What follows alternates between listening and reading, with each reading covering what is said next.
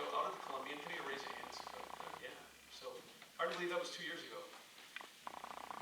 In that time, we've gone through 34 ministry meetings. That was a year ago. Came out with 800 responses. Summarized that in the fall. Had discussions throughout the winter, and here we are today with what we hope is some clarity for us as we continue to march forward with this. From our February meeting, we did a lot of educating for ourselves. The management team got some great feedback, which again we'll share. The other thing we did do was split out. We had this this opportunities matrix, which we ended up splitting out things that went to the ends policies and things that went to the master plan. And I'll share that in a minute, but I do want to just point out one thing, that normally this every 3 years we really do a deep dive on the ends policies and make appropriate changes as things have changed in that 3-year period. But this year we decided let's put a pause on it. We'll keep our current ends policies, maybe tweak the objectives, and we'll circle back this time next year to dig deeper into the ends policies as they are. So this is the opportunities matrix. This was a combination of all of those discussions, those 800 responses that we got from you, and this is what really percolated to the top. I'm going to just skip ahead to how we split things out. So these are the items that ended up that were really truly more of the ends policies. So we have community outreach within engaging 2 or 3 partners within the community. We have facilities and resources, as Faith Haven is a community ends for us. Then we got into the things that are congregational, support of our ministries, continued development of our lay leadership, communication, and this is what Pastor Jeff had mentioned before about communicating amongst our staff, volunteers, and membership through the e-letter and the app and the website. Security, continuing to develop and administer plan and staffing, which Pastor Jeff mentioned before. Ministries, volunteer and staff integration of all ministries. As you know, Tanya takes care of our e-letter and whatnot. She made a point yesterday for a walk that you could literally do something every day of the week if you wanted to here at St. John's. But that takes volunteers and it takes maybe not so much on the staff. So we can continue to work on that. And then we have the personal. So we continue to address, educate, and equip biblically for a rapidly changing culture. We've also got financial considerations in our first food giving, and as Karen pointed out, of our gift development, as well as our family trust will planning. So those are our ends policies. We'll talk more about this in June as the pastors will bring forth the ministry plan for the coming year. The items that did make our master plan. Living out our mission and vision is number 1. We don't want to lose sight of the fact we're going to list some things here. Are some things maybe more of an opportunity than others? Absolutely. But as long as they live up to living out our mission and vision, that's the most important thing. We've got Faith Haven development. We've got some exciting ideas to share there. We've got church facilities that do need updating. This beautiful building is built in 1955 and it continues to need upgrading. The school is an important mission field, as we learned from Jim earlier. Where things were 12 years ago when we built the ECC are very different from where we're at today. We're going to talk about that. And then managing our debt. One thing I'll bring up, and we're not going to dwell too much on it today, but we do have existing debt from there, and we had a congregation back then said before we move on to any new capital projects, we're going to take care of that. And so we're going to talk more about that in coming meetings. Jeff, you want to touch on this one? This is just a summary from the St. John's West Bend funding, the third-party funding from the foundation. It's a summary going back all the way to fiscal year 2018. So it's actual spending by the foundation, which is supporting and advancing the mission and vision of St. John's.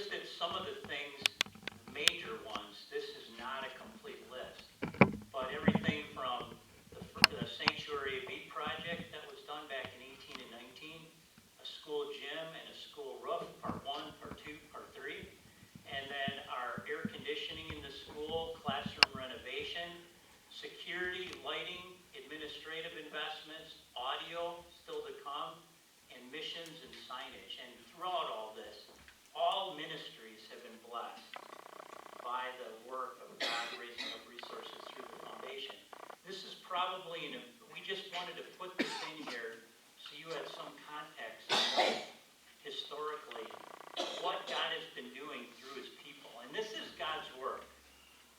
This goes back to Pastor's sermon today. We are the branches. He's the vine and the gardener. Apart from him, we can do nothing. This is what God has been doing in his vineyard, in his garden. So just some background information.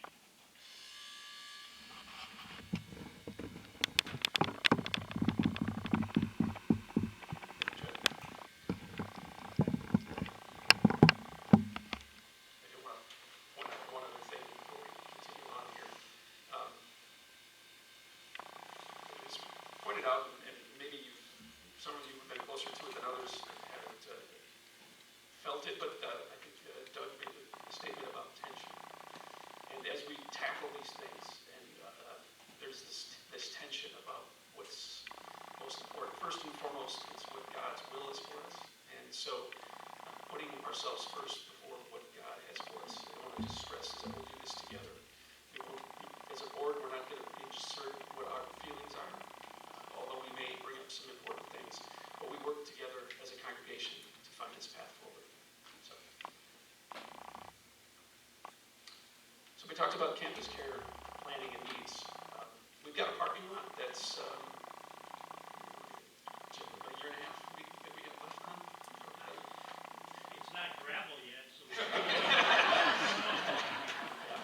It has a time limit to it, let's put it that way. We've got upgrades to the lower level that we look around us here in this space. What do we want to continue to do with this space and make improvements to it? School related, we'll get to that here in a moment. Renovations and usage at Decorah and 6th Avenue.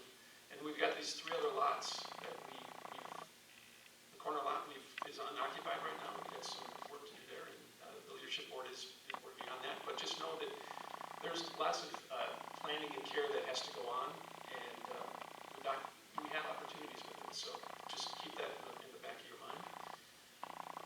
And of course, we have Faith Haven. And the current status, Bruce is the leader of the group out there, and Brett, thank you very much.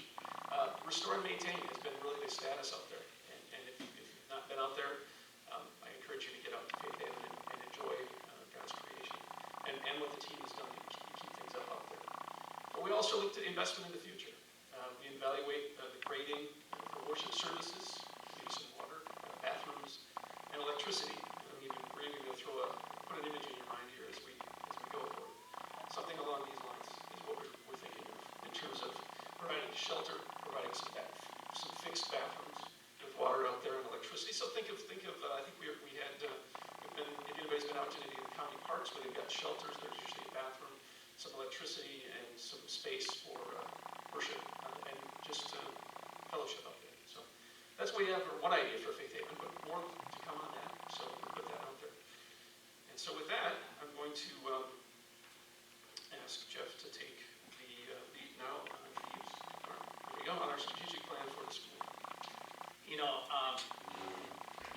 Mike mentioned, as part of the management, Jim, come on up, thank you. Part of the management team conversations that the leadership board has asked us to consider, some of the things that we're wrestling with. There is a tension. There's a tension, but it is a great tension of opportunity. We have many opportunities before us to bear fruit in God's kingdom, to continue growing in the school, the early childhood center, to continue growing as a church body within the mission and vision of St. John's. Mike started out by saying that this is all a mission and vision conversation. They're just ideas up here that have come out as part of the wrestling. And the leadership board wants your input in terms of what you think about this. And we're bringing you information. And the largest ministry that we have is our school, our elementary and middle school. And so as part of the growth, the success that God has given us in ministering to families is, growth comes with some challenges in the midst of the opportunities. And so the leadership board asked Jim and myself to put together some information for them that kind of highlights what some of those opportunities and challenges are. And this is just one ministry. You heard about Faith Haven. I mean, you've got campus care needs. Pastor Stephen talked about Connections Ministries. Pastor David was up here with regard to care ministries and reaching out to folks that have turned away, seemingly. I mean, this is all part of God's work. But within it, we've been asked by the leadership board to present on just one of those ministries that is going to need to be factored into resource allocation in that tension of taking advantage of opportunities. So Jim and I are going to partner on this together. We didn't rehearse this, but we spent a lot of time working on it together. We also want to thank Tim Schumacher, who also helped pull a lot of data together because of his expertise in database management. But this is really just, this is really in full transparency. We are sharing, the leadership board asked us to do this, we are sharing with you what we shared with them. So here we go. You're going to see that we're rolling this forward, assuming that we continue the growth that has been demonstrated through the years. Thank you, Lord, for the Early Childhood Center and the work that's being done there. There has been nearly, if not exactly, 100% rates of kids going through pre-K4 that are coming into kindergarten. And so I just want to thank the Lord for the ECC ministry, our staff, Nicole and her team. Can we give thanks to the Lord for that? And it's not an easy ministry to run. There are a lot of moving parts, and coming out of COVID was difficult. But set in place years and years and years ago was a long-term plan for the Early Childhood Center to also be a feeder into the school, starting in kindergarten. And when the kids come in, they eventually continue on into the school. And one of the things that we've intentionally worked hard on is continuing to strengthen our curriculum and our educational ministries, and in particular, a renewed focus on middle school because of some of the changing needs that have gone on there. And so 36 kids a year have been coming in, and maybe even just a little bit more into kindergarten. So Jim, do you want to touch a little bit on this before we get into the next slide? Yeah, and actually I wanted to start with this slide because this is the important piece of things. As we sat down to kind of start talking about this whole thing, my first piece was, hey, we are a ministry here. We're one. And we minister to a specific group of people, school-age kids, and even in some ways more importantly, their families. We're an extension of what God asks parents to do, raising their kids in the nurture and admonition of the Lord. And this congregation worked really hard to develop mission statements and vision statements, and we go back to these. So what is the mission and vision of the school? And by the way, next year is the National Lutheran Schools Accreditation Year, so if anybody wants to volunteer, there's lots of work to do.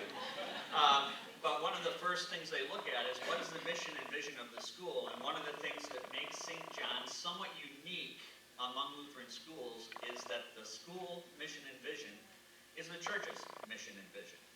So we go back to, what's the mission statement? The school, educational ministries, exists to carry out the congregation mission of connecting, caring, and sharing. The vision. The school exists to carry out that vision of discipleship in as many places as possible. And we do that by nurturing faithful disciples, inspiring academic excellence, and equipping Christian leaders. But it's all within that. So anything we do goes back with this as the mirror that we look at and say, are we doing what we say we're going to do? So here's where we're at. Yeah, one of the things that the leadership board asked was for us to give some description or some data about who we are as a school. And so again, working with Tim and the team, this is a summary of that. This year, as of right now, we have 263 students, and you might be surprised to know that comes from 32 different congregations. These 263 students, 4% 40% of them are members of St. John's. Now, it wasn't that long ago, I want to say probably 12, 13 years ago, that 95% of the children in the school were members of St. John's. You talk about community outreach, so 50% are Lutheran from 12 different denominations, with 33 students right now do not have a church home. So it goes to show you the breadth and the depth by which we engage our community. This is community discipleship. If you take a look at our current rate of growth, and this is something that Jim worked hard at looking at, with 36 kids coming in, according to current enrollment, you can see by the year 28, 29, we'll be at 324 students.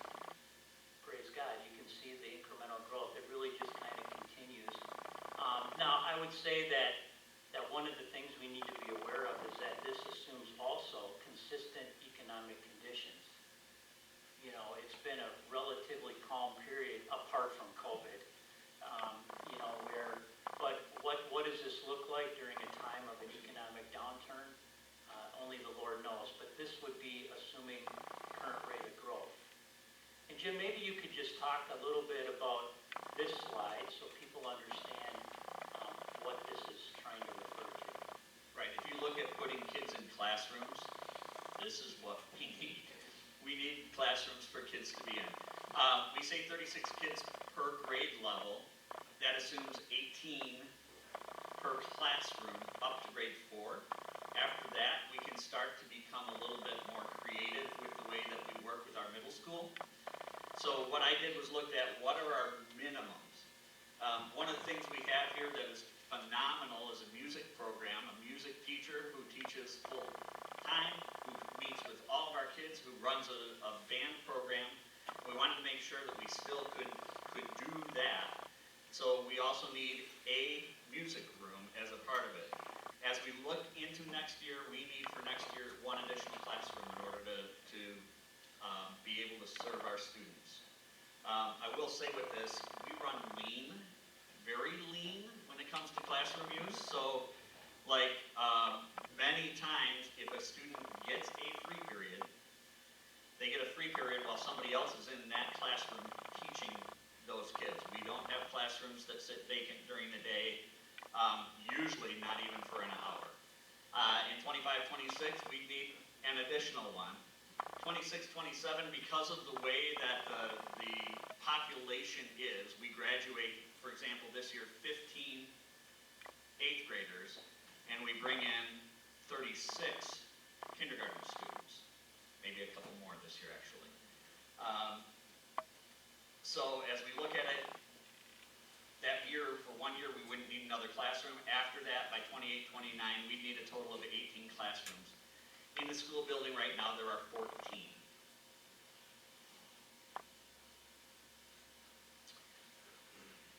And there are other growth opportunities and challenges, and one is bathrooms. It seems too rudimentary, right? But I mean, it's just real. If anybody has been down to the lower level, the first floor boys' bathroom, you know that one of the urinals has got concrete in it. We just have some repairs and maintenance to do to get existing facilities operational.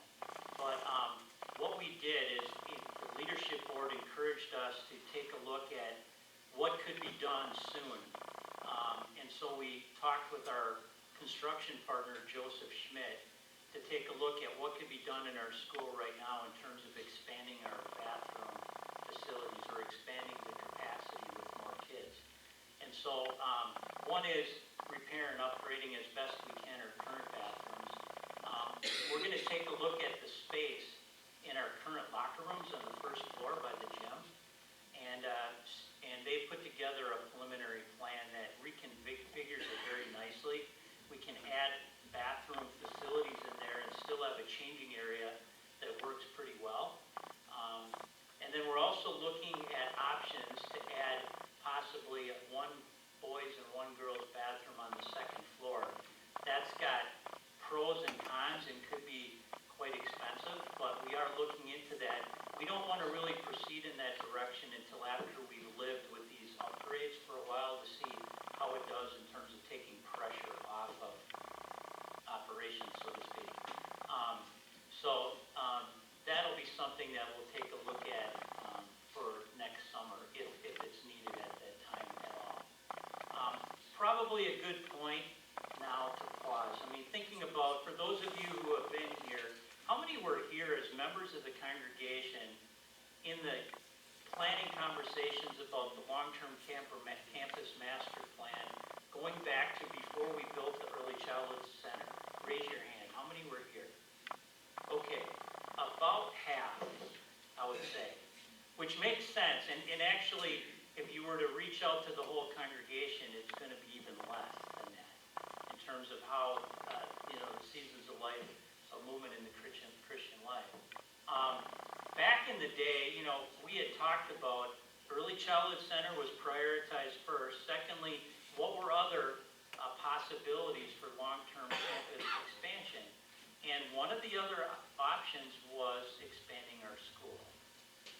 And so this is just part of the growth opportunities that we had hoped for, planned for, prayed for, worked hard for, and God has blessed. And so the question becomes, what do we do? What do we do? And so Jim and I met with our architect. Well, we met with Joseph Schmidt, and they happen to have an architect on staff now. They didn't before. And when it comes to the classrooms, they were helping us to navigate our options to add to the classrooms that Jim just described. And so maybe Jim, you could step in here and take a look, talk through each one of these as an option.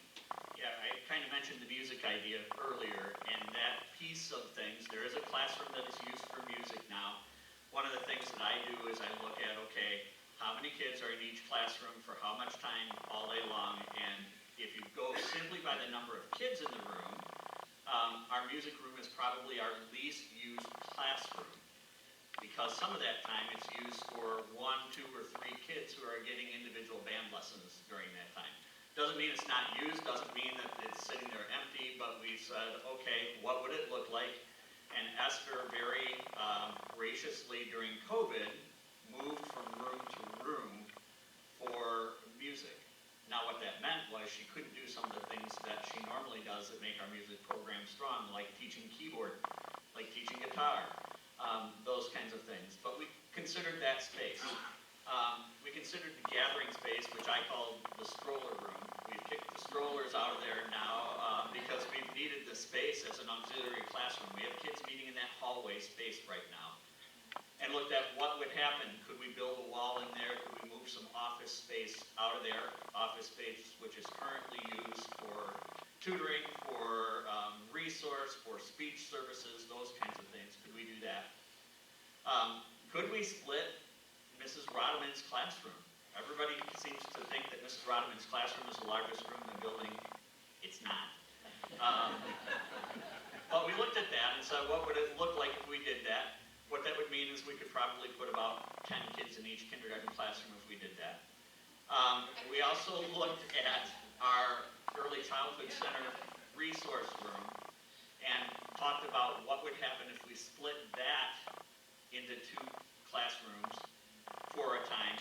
That comes also with its own challenges, all kinds of things as far as security and moving kids back and forth. And I'm concerned about the teachers being isolated and all of those kind of lunches, all sorts of different things that we would have to work through.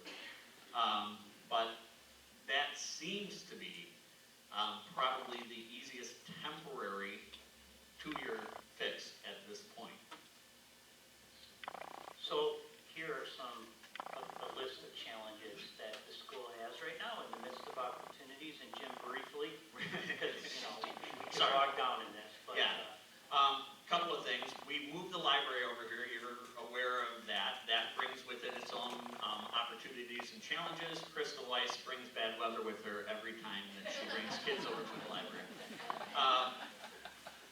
I don't know if you're aware of this. We serve lunch in the hallway now. And our kids eat in the classroom, which means that our teachers are with our kids all day, every day, some of them. And that's a challenge. I don't think it's best practice. It doesn't give kids opportunities to interact, and it certainly doesn't give teachers the opportunity to see a real human adult during the school day also. As we grow, we are almost out of gym time. We can't really eat in that gym because we need every minute to be able to instruct kids in physical education. So we're getting to that point where we're almost out of time in the gym. Few other things, that gym space that we have right now, we can't put all of our kids in there at one time and have something going on. There are too many kids to do that. We can do things like if something's on the stage, but if we're to use the gym floor at all, we have to split kids up. It's part of the reason that National Lutheran Schools Week, which is supposed to be in January, is in May for St. John's, so that we can put the kids together outside. Please pray for good weather that week. Stay away, Krista. So, no library that week. Great. And for those of you who were here last Friday night for the musical, we are getting tight when it comes to space for performances. We actually have changed the way that we do the musical, and it's now, first graders are not involved in that. We simply don't have the space to do that, to keep them as a part of that.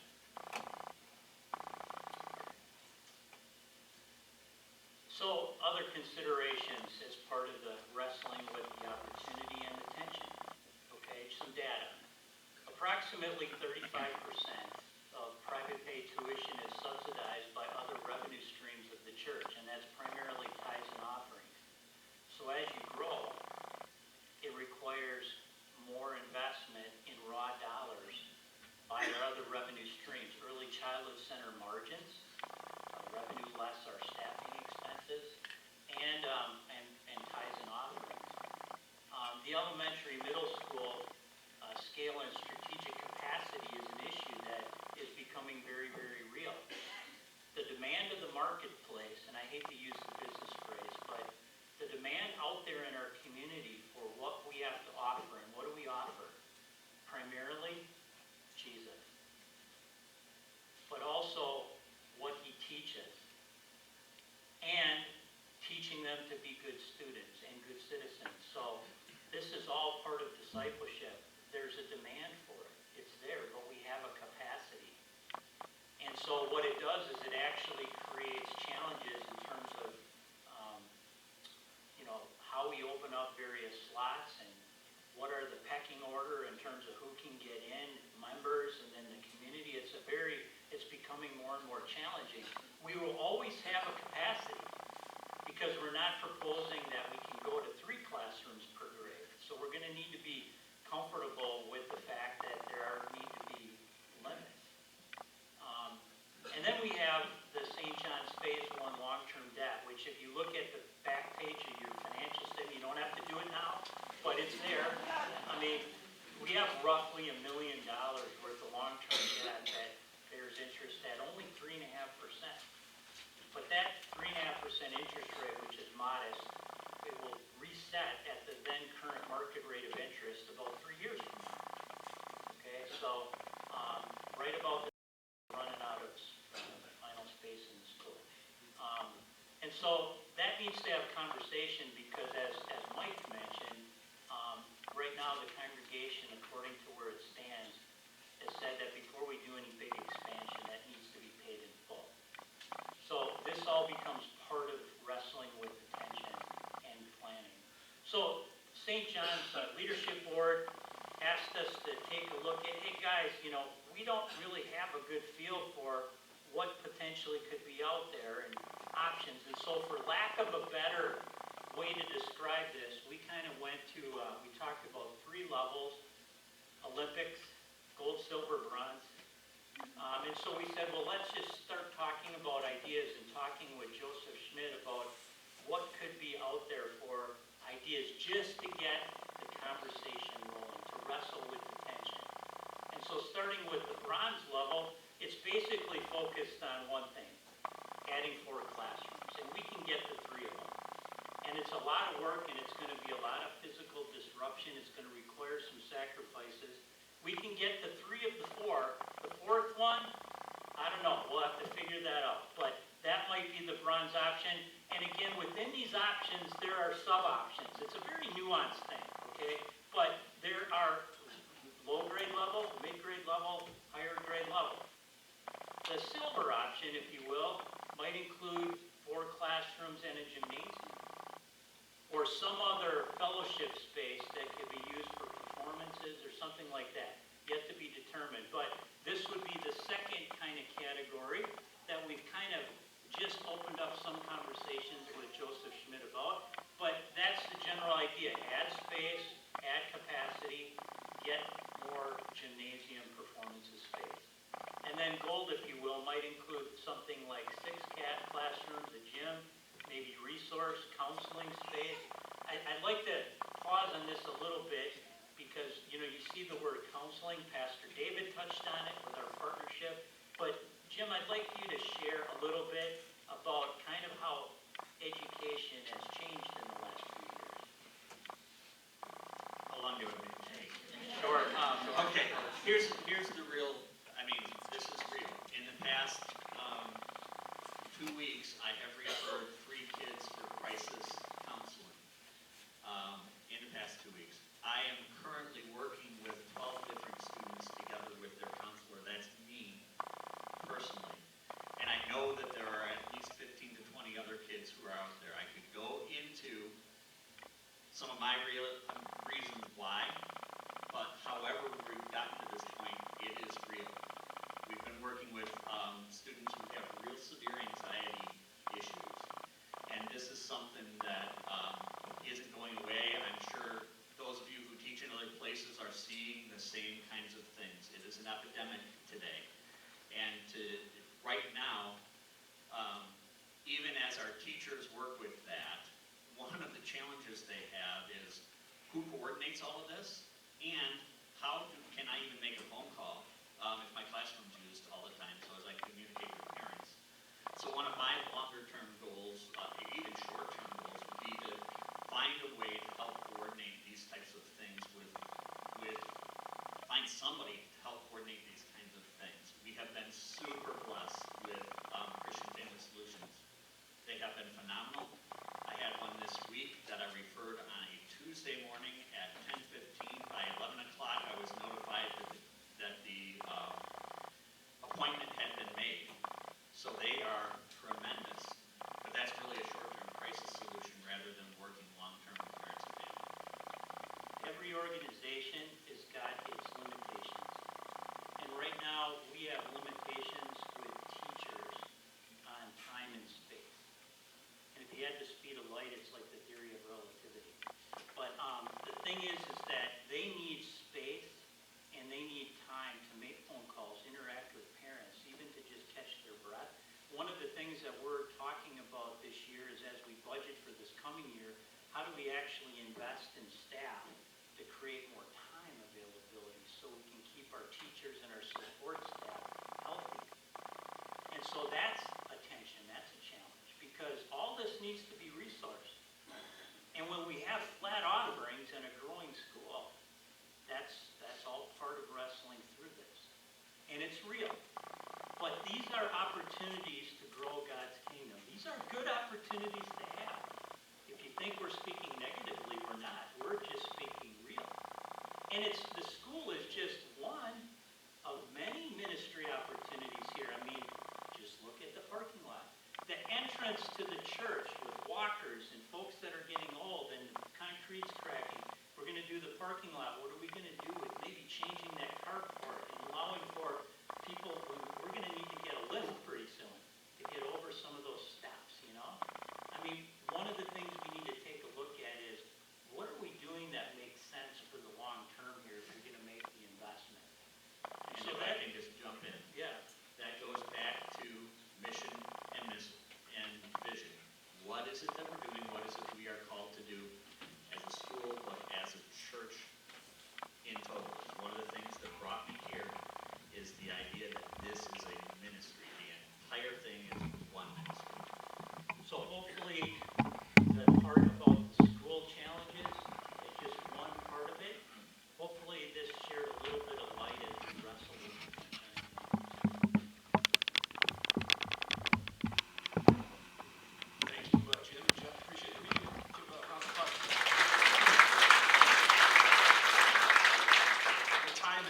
they put in, along with the rest of the teams, has been phenomenal, and the leadership board truly appreciates it. The congregation does as well.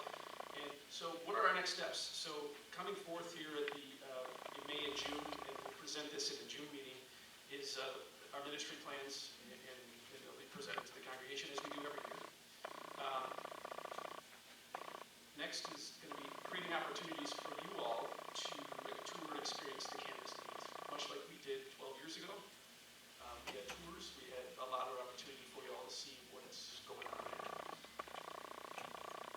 Coming to a consensus, again, we do this together. We do this as one. Sure, we're going to have tension, and it's a good tension. I don't want to misunderstand that it's just a bad tension. It's there in the room, let's recognize it. And the leadership board is really going to dig into assessing those financial resource possibilities, using some independent church partners. As we did 12 years ago, we'll do that same thing and continue to push forward there.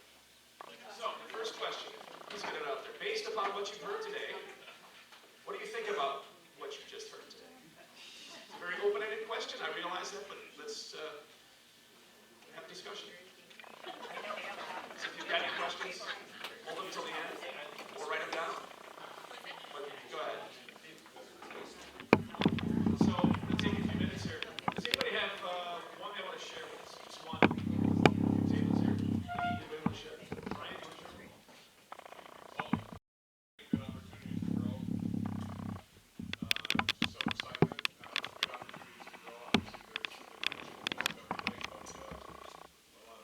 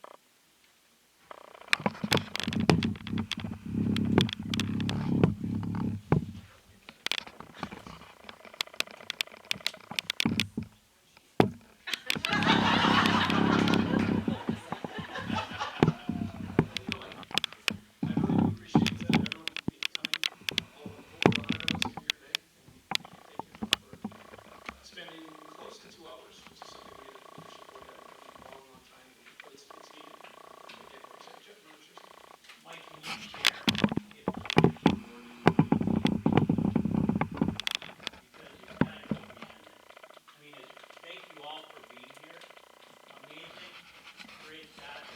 This conversation has got to go beyond 100 people in a congregation of 1,700. Thank you, Jeff. Yeah, there is more conversations to come. Look for more communication on that, but yes, there's more in the works for that as we continue to build this out and get more clarity on this. Yes, that's our time. No, you can't do it, Courtney, sorry.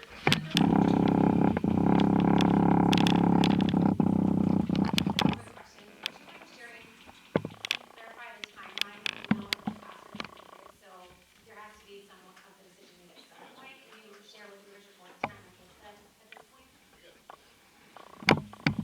We prepared.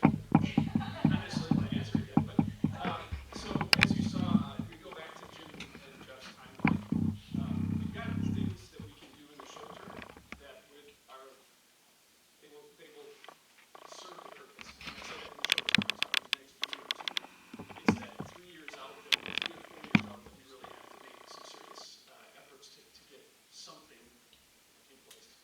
So if I can put it out there at that, and I don't want to be a little vague, but we're still working today. That'll be a question that we'll make sure that you get that on your sheet, and just to make sure that we can list of things. And with that, have you got it over, Rachel? Yep, okay. Congratulations. So with that, we'll close in prayer and we'll adjourn this meeting. Is there anything else you want to touch on today?